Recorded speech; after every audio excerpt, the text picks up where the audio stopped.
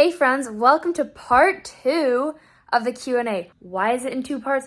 Well, because one of you guys decided to ask what my thoughts are on sunning your genitals. And we talked about sunning your genitals and red light therapy on your testicles for testosterone production for quite a bit of time. And I thought it would make most sense to chop these videos up into 2 videos.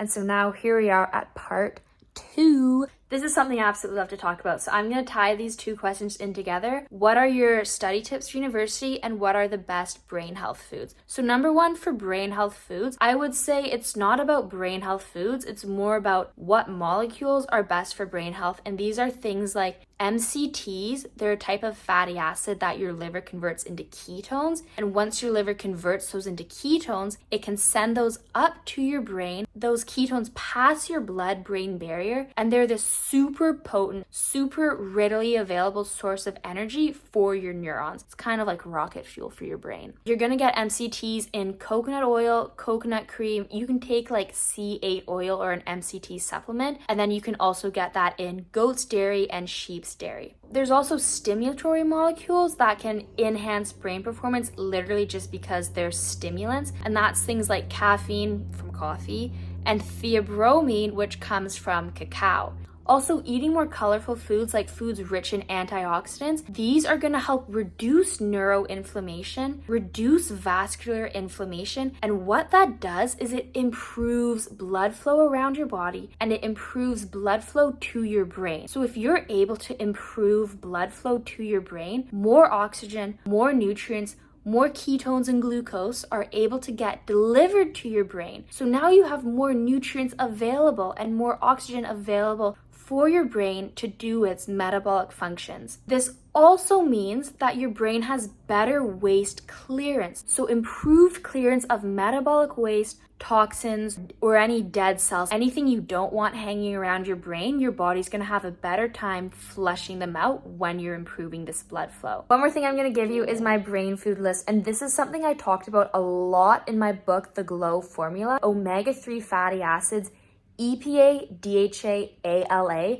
those 3 types of the omega-3 fatty acids specifically, and what their roles are in reducing neuroinflammation, enhancing brain processing speed, enhancing working memory, and enhancing cognitive function. So EPA, DHA foods, these are things like wild-caught salmon, sardines, eggs, and any type of wild-caught fish. Also, fish eggs are super potent source of EPA and DHA. ALA is also a type of omega-3, and this is coming from plant-based sources. Walnuts, olives, avocado, these are all good sources of omega-3 ALA. And again, if you want to really get into these details and understand omega-6s, omega-7s, and omega-9s, and you really want to understand what these are doing for your brain, for your skin, for your heart, for your cardiovascular health, you're going to learn all about that in my book, in the chapter on fats inside the Glow Formula.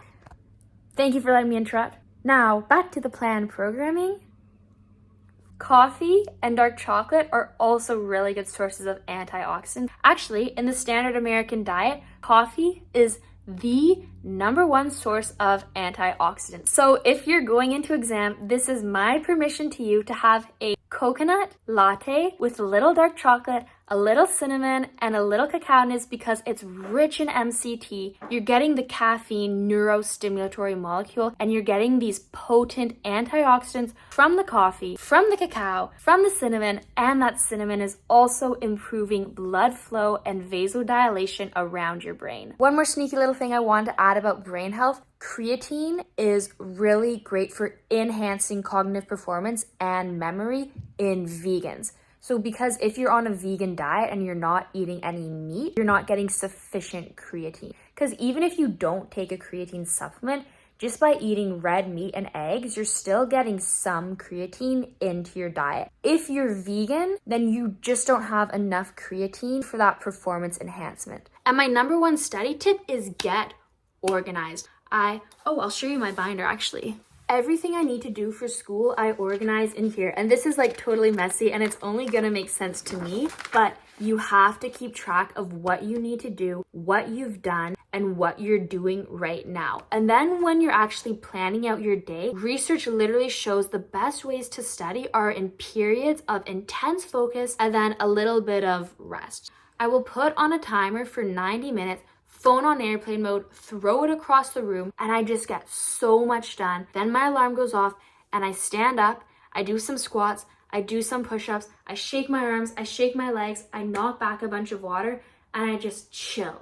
We're chilling. I can have a break now.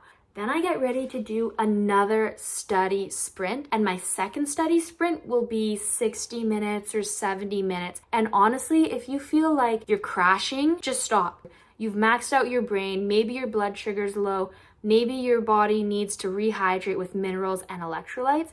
Don't push yourself beyond that point of feeling like you're crashing and your brain can't take it anymore. But honestly, that is my number one study tip. Another one of you guys asked what supplements I take, and I actually don't take that many supplements. I like to use functional foods.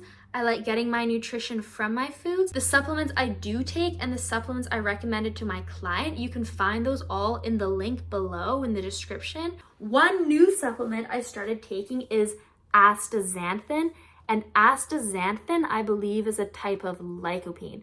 Astaxanthin is really cool because it's like this internal cellular sunscreen. It's really great at preventing oxidative damage or oxidation to fatty acids. So all the cells in your body, I'll close my legs, sorry. All the cells in your body, in your brain, in your skin, these are all surrounded by like this fatty protective membrane. And things like oxidative damage, oxidative stress, rancid fatty acid molecules, sun damage, pollutants, chemicals, whatever. All these things we don't want in our body. These can damage the fatty acids in your cell membrane, and this can really lead to cellular decline. It can speed up cellular aging, and it can cause cellular and mitochondrial dysfunction. What astaxanthin does is it gets taken up by these cells and put into the cell membrane, and it just hangs out there and it acts as an antioxidant. It's preventing oxidation of these fats in your cell membranes. The way it's working as an internal sunscreen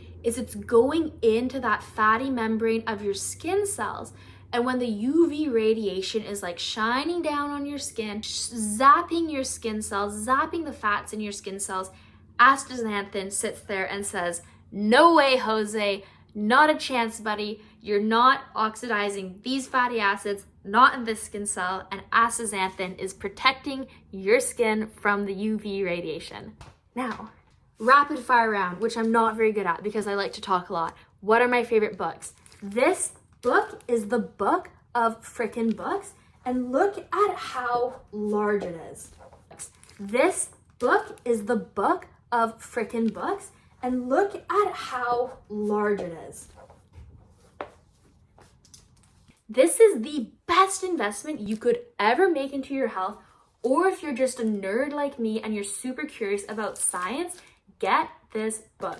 I think Ben Greenfield is like the coolest dude ever, and by the way, I learned all about the red light on your testicles to increase testosterone production from Ben Greenfield, of course. Let me just show you the table of contents. Coffee, booze, and horror flicks. This chapter even takes you through like a little neurotransmitter assessment. I'm definitely dopamine dominant, which basically means you're strong-willed, fast on your feet, self-confident, and you tend to be highly rational and more comfortable with hard facts and figures than you are with emotions, which actually makes a lot of sense for me because when I was talking about how to not be scared of a bulk or a reverse diet, I did say just collect the facts.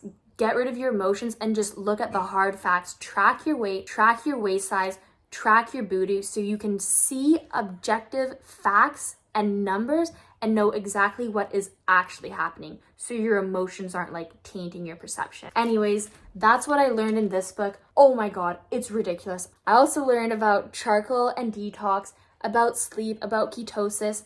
There's so much more in here I need to read, and I feel like a freaking kid at Christmas every time I sit down to read this book. And that concludes today's Q&A. I'm gonna put my Amazon shop in the link below so you can actually get access to the books I read, supplements I take, functional foods I love. And then also I'm an affiliate with ORGANIKA, So that electrolyte supplement that I take, the Electrolytes Plus Enhanced Collagen, I'm gonna put the link and the code in the description below so you can check it out and check out their other products as well. And then of course, if you wanna learn more about me, my story, my philosophy, everything that I teach and share, you can go to my website, nutritionbyelsa.com, and you can find my 2 freebies, but I made them a long time ago, so they're not actually that good anymore. And my book, The Glow Formula, which just got updated and is super badass.